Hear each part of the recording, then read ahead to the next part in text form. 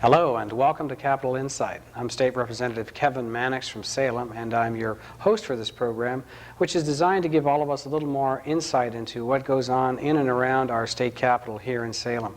Our guest today is a gentleman from the Salem area. He represents District 30, which is South Marion County, several small towns and cities in that area. He's a newly elected member of the legislature, although I guess I shouldn't say that now that we're into June and he's been in office for 6 months, but he's a freshman member of the legislature.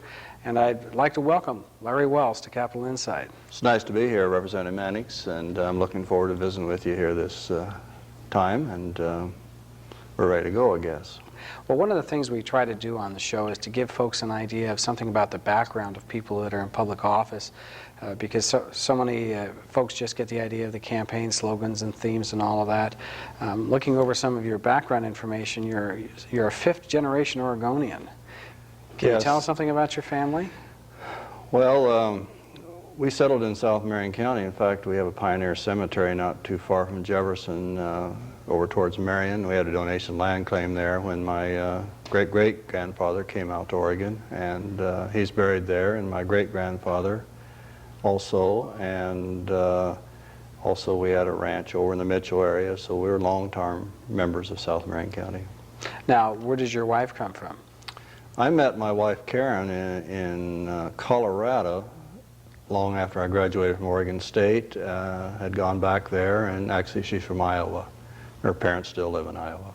Now, you went to high school in Jefferson? Yes. Graduated from Jefferson High School in 1954, and then went to Oregon State and graduated there in 1958.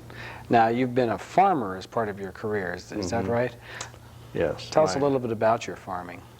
Well, my parents were always in the farming business, and my grandparents too, on both sides of the family.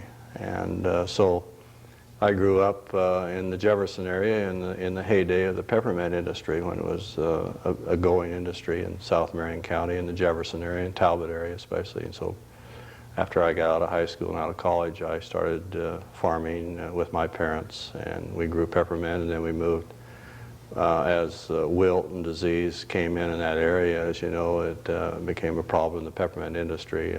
Then we moved back into more row crops and grew for some of the cash canneries, such as Birdseye and Stokely, growing vegetables, beans, and corn.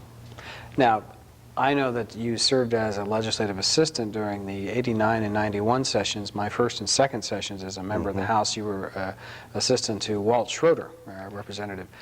Now, is that what brought you into politics, or what brought you into politics? I think I got started more than anything else through the school board route. I ran for the school board in Jefferson in 1980 and served there through 88, and then in 82 I was appointed to Marion County ESD board and served as on that board. We were dealing with the disabled programs that serve the schools, plus Boundary Board Commission, and served there for 12 years until I got this position here. I resigned, but then also I was active in Farm Bureau and working with the issues involving rural agriculture and the rural community.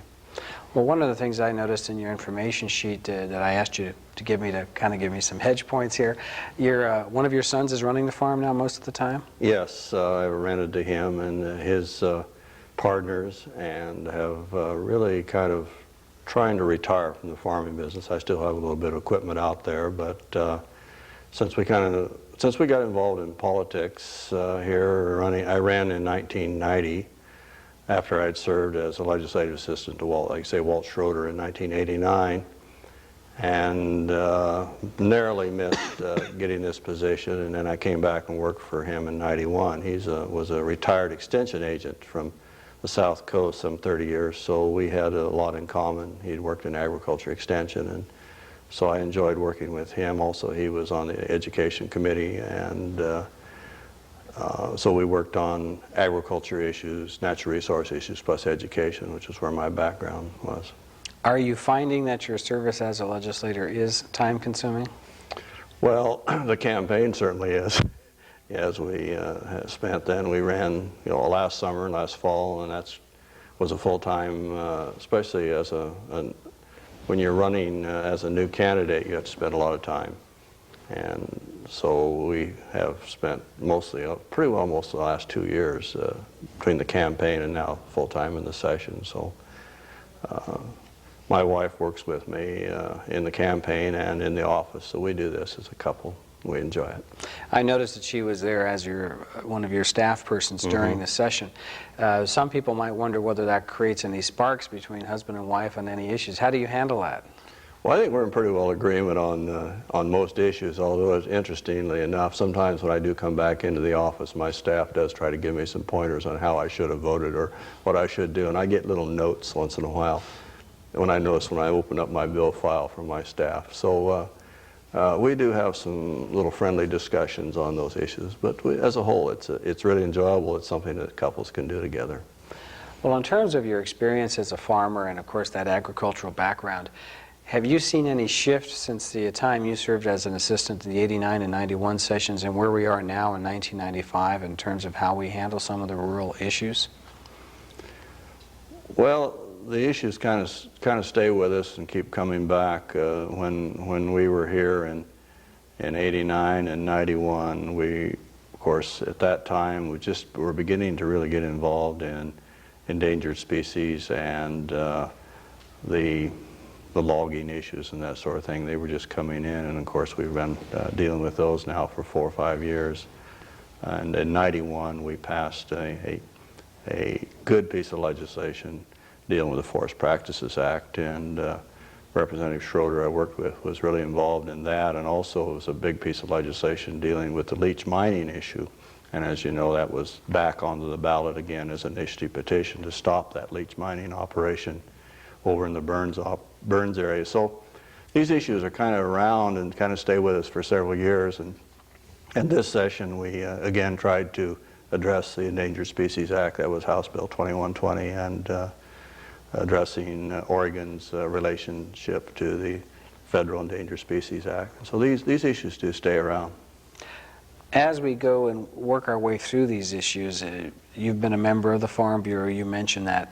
Do you find yourself in an interesting shift of positions? I mean, 1,000 Friends of Oregon, seen as a pro-environment group, has lined up with the Farm Bureau on a number of right to farm or protect farming kinds of issues.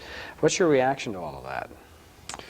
Well, the Farm Bureau has had a lot of problem with this issue through the years. Land use planning is, if anything comes as close to separating us, probably it's the sales tax, and within our organization, probably land use planning does. We have some county farm bureaus who don't necessarily agree with the majority. And so consequently, even here at the legislature, it's kind of an interesting or a non-amusing fact when we have some county farm bureaus come in and testify on one side of the position as Oregon Farm Bureau, where the majority, where we set our policy. But interestingly enough, commercial agriculture has been quite supportive of our current land use planning and are quite concerned about urban sprawl and the pressures, especially here within the Willamette Valley, of the population increases. And so to protect prime farmland, we are in quite agreement. And 1,000 Friends has found an interesting coalition with some of the county farm bureaus. And we have worked together on a lot of the issues and really trying to preserve the rural economy. Well, as you're dealing with these farming issues, have you given any thought to making a distinction between, say, the Willamette Valley and the rest of the state in terms of what standards? We've talked about this a little bit in the legislature. We didn't make much headway, but what do you think about the notion of trying to say, well, we've got to consider the Willamette Valley as being different because of the population pressures, perhaps from central or eastern Oregon? What's your thought on that? There's been some proposals out there of regionalizing LCDC. LCDC, Land Commission Development Commission, is, of course, the state organization that oversees the whole program and keeps the counties basically in agreement and in line, so we have a uniform type policy across the state. And there's been some talk of regionalizing that LCDC program, but it hasn't really come about yet. But we have addressed, I think, in fact, this session we addressed the fact that we'd have representation on the LCDC commission, make sure it was some representative of the whole state. But interestingly enough, there's a lot of prime farmland in eastern Oregon, especially in the valleys, and that's where the population pressures are there. So it really isn't that much different than what's what's Okay. really currently happening in the Willamette Valley. So it's not just the Willamette Valley issue. Not necessarily, no. Because of those valleys, those irrigated valleys in eastern Oregon where the good farmland is where the people live too.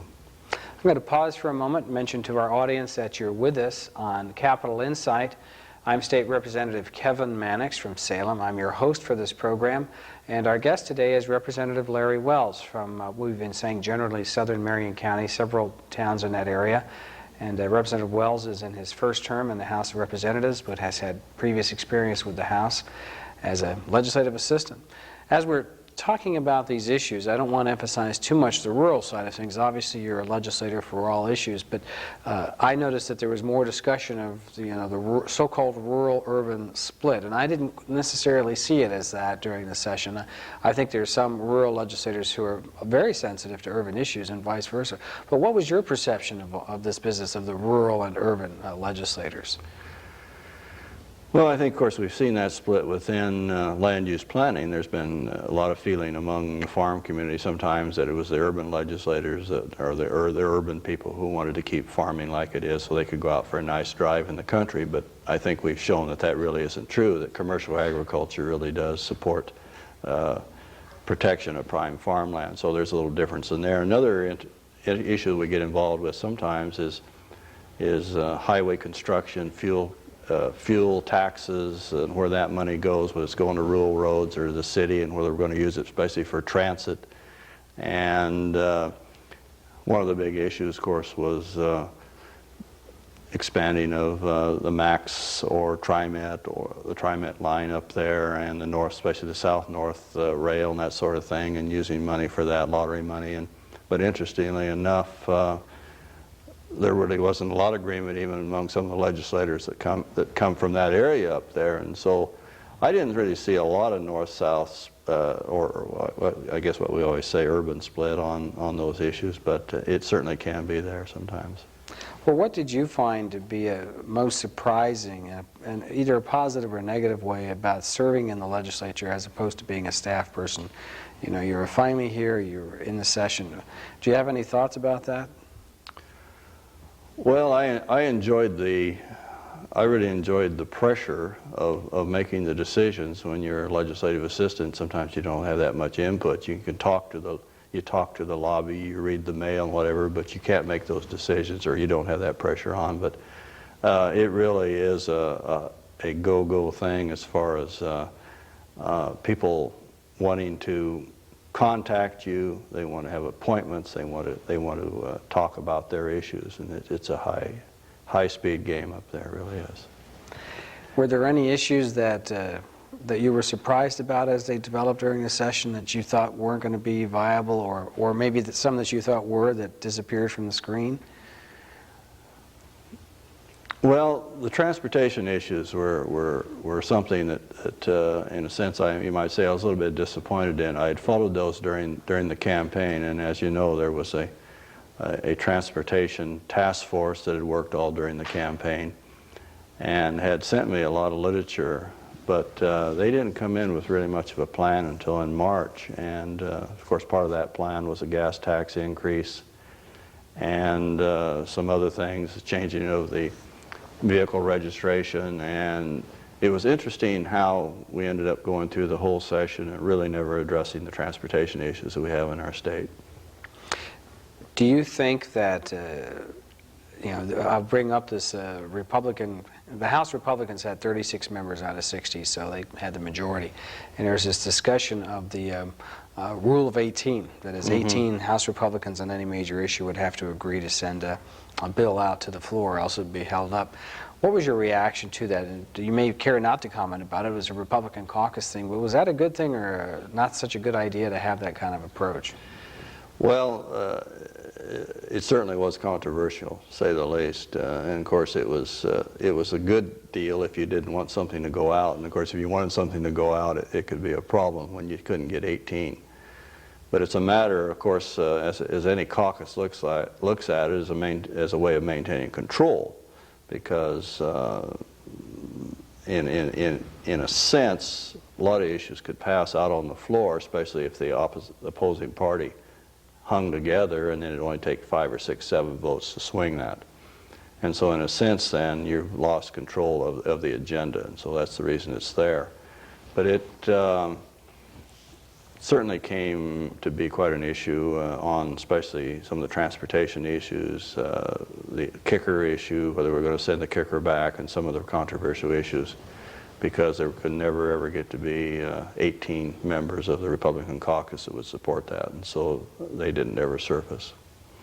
I'll pause for a moment and mention to you that you're with us on Capital Insight, and I'm State Representative Kevin Mannix. I'm your host. If you ever have any questions or concerns at any time, I hope you feel free to write to me at Capital Insight, H395, State Capitol, Salem, Oregon 97310. That's Capital Insight, H395, State Capitol, Salem, Oregon 97310, and we'd be happy to hear from you. Oh, Representative Wells, I'll call you Larry and you can call me Kevin, since we usually talk that way when we talk to each other.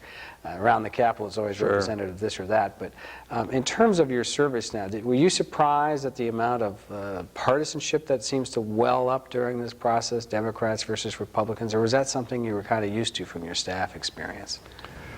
Well, maybe it didn't well up, maybe I'm misstating it too.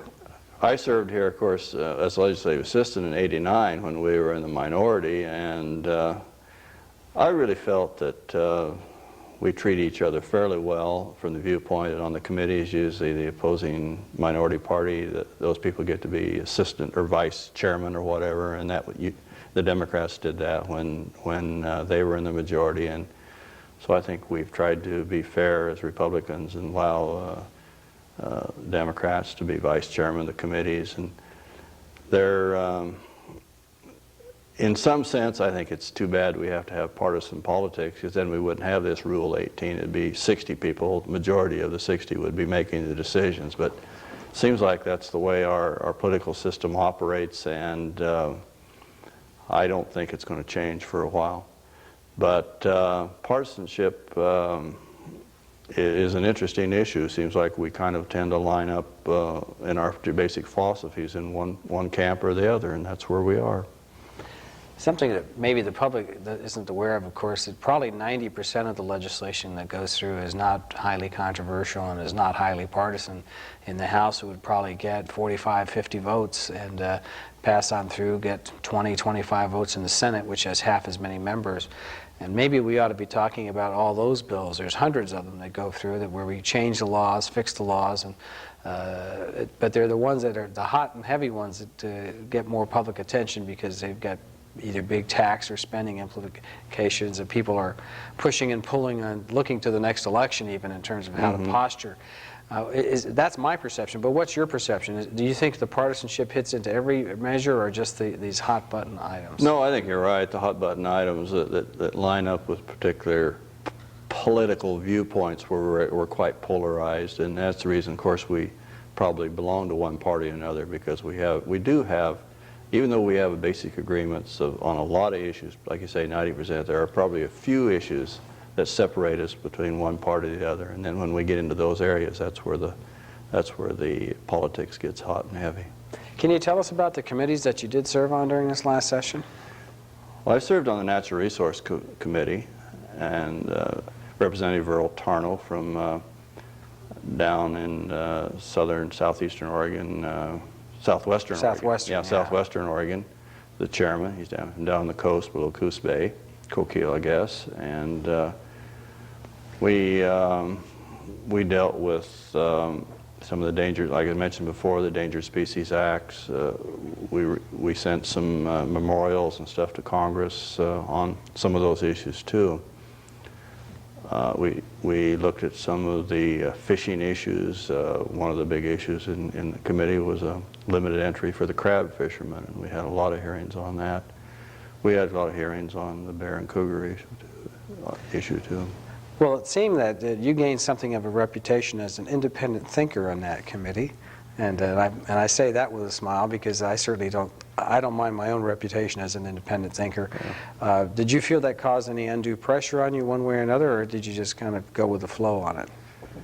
Well, I think he's referring, Kevin, you're referring to a lot of the land use bills that came to our committee. I was those bills were, we had two subcommittees in the Environment and Energy Committee, chaired by Representative Leslie Lewis from Yamhill.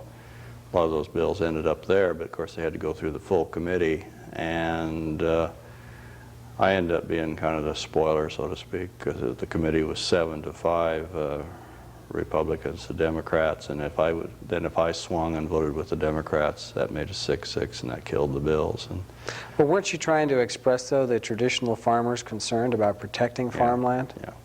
Yeah, there was a lot of bills that we felt that would have really changed our current land use planning as far as allowing non-farm residences out into the farm zones, and we had a lot of concerns about those urban residences, and consequently not much of that legislation made it through. It either died in that committee, or when it got to the floor we killed some too. I'll pause for a moment again and mention to our audience that you're with us on Capital Insight. I'm Kevin Mannix from Salem, State Representative, your host for the program, and our guest today is Representative Larry Wells from District 30, which is southern Marion County, and he's serving his first term as a member of the Oregon House of Representatives. One of the things that people still seem to get confused about is they think of us in terms of the U.S. Congress and think that we must work full-time and get big fat salaries. Have you run into that sort of misconception instead of understanding that we're only part-timers and that we have other jobs and things to do? Well, I think there certainly is a misconception out there as far as how much money we make, because they've heard about those big salaries that congressmen and senators get. But I should mention quickly the salary for a state legislator is about $13,000 a year. Right. So. Yes, and I already believe it is public service, and I enjoy doing public service, or I wouldn't have served on the school board all the years that I did, and also working on behalf of agriculture with Farm Bureau. And so I think you need to look at it as public service, and I think the Oregon political climate is great because of that. That money is not a big factor in any of it. There's, of course, some money within the elections, and that's a little controversial, but I'm really impressed with how clean Oregon politics is. How do you feel about your, overall about how the session went? We've just completed it, and we managed to do it a couple of months or 6 weeks shorter than we did in 1993. Do you have a particular feeling about how it went generally? Well, I think it went real well from the viewpoint that, of course, I'm coming from the Republican Party, that we got together and we set out, we had some planning sessions and set up an agenda of some of the main things we wanted to do, and I felt that we really did move through and complete our agenda and pretty well accomplished pretty well everything we wanted to do, and got out in a timely manner. And that was part of our goal, too. We wouldn't drag it out to past the 4th of July, at least. And so I think we really accomplished our agenda. How do you feel, were there any particular bills that you were concerned about that you feel like talking about, or how did you feel about particular items of legislation? Anything that was sort of a go-home bill for you? Well, education funding was an important issue to me in my campaign because I represent Staten and Cascade and Jefferson School District. That's three big major districts in South Marion County, and as we campaigned, we talked about putting education first. And so when we were able to put an extra $100 million into K through 12 programs above what the governor had recommended, we felt that was really a good goal for us, and I was really happy to see that, because that probably raised at least $100 per student for most all those districts out there on the overall funding. And so I was really happy with what we did in education.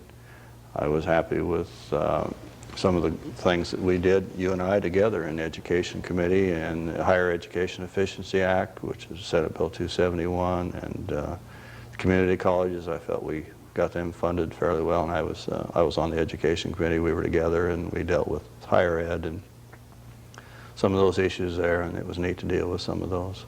Yeah, I should mention, we started talking about your service on natural resources, but you also served on the Education Subcommittee of Ways and Means. Mm-hmm.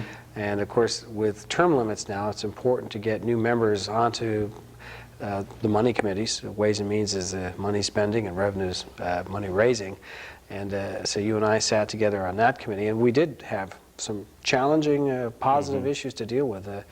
I was a little disappointed we couldn't get more money for higher education. That was probably one of my biggest disappointments. We worked on that quite hard, but seemed like the extra money ended up in K through 12. But I hated to see another 4% per year increase in tuition for higher ed, and I would hope as we get through Measure 5 that we could replace replace lost general fund revenue to higher ed.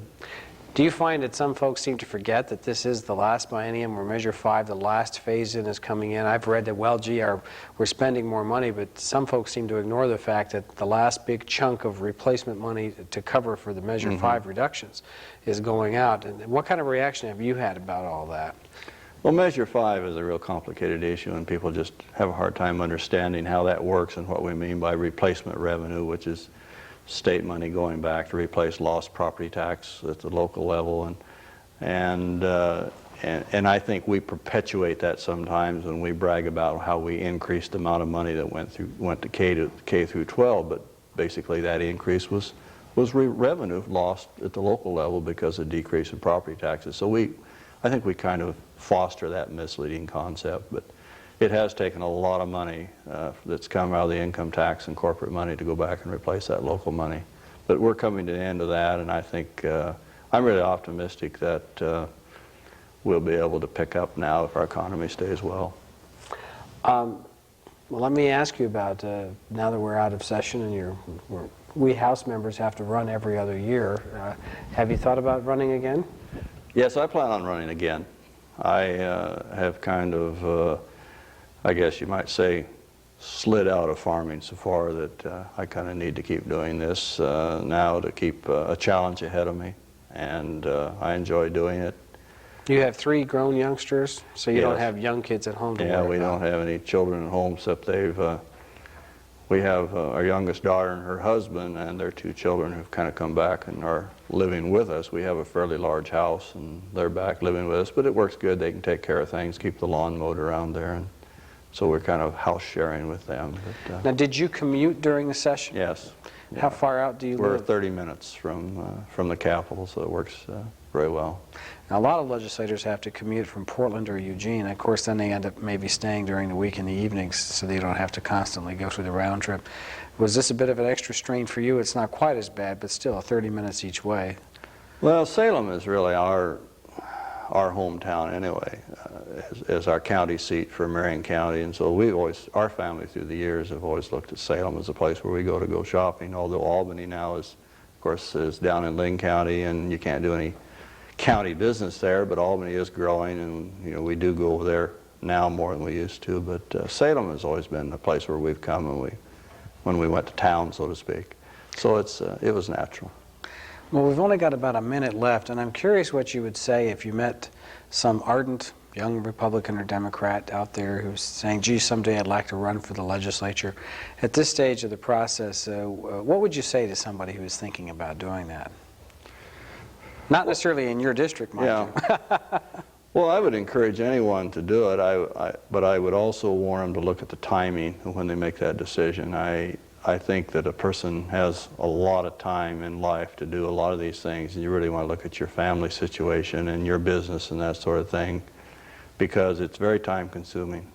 And don't slight your family, your business to do this. You may have some years later on when you can do public service and it fits in. So timing sometimes is more important than the basic decision of whether I'm going to do it or not. Okay, well, with those words of wisdom about timing, which we can pass on to our audience, I'd like to thank you, Larry, for joining us, and thank our audience for joining us. You've been with us on Capital Insight. I'm State Representative Kevin Mannix, your host. Thank you for joining us.